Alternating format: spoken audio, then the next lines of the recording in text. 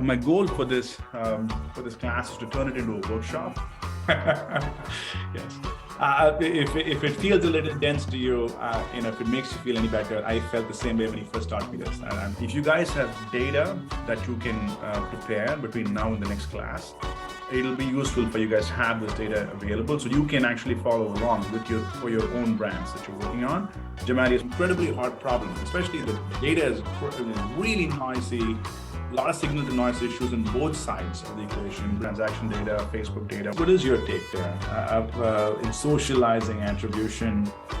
Is there a mantra? You can potentially take the code that we have, run a market selection exercise, maybe run a media mix model. Seeing a lot more examples of post-purchase survey data actually being linking up nicely. A good example was turn it into an actual workshop kind of an experience as opposed to just a lecture. That's number one.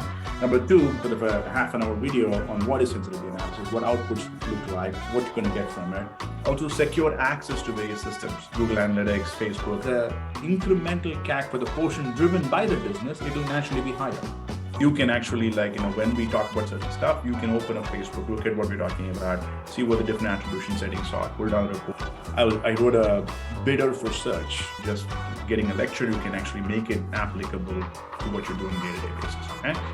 So he's worked with great CMOs, some of the best CMOs in the industry, and he's helped them roll out attribution. An important point, we'll unpack this a little bit. What marketing mix is good at, it's kind of a stable baseline, and then you want to get a sort of a read, but it's not as good at picking up what happened this month. So you need a combination of both, so you can actually address advanced attribution for operational needs for your brand. Okay, so a lot of first-party data for customers, and I'm going to walk you through how the funnel looks like with respect to new customer acquisition with existing customer retention marketing.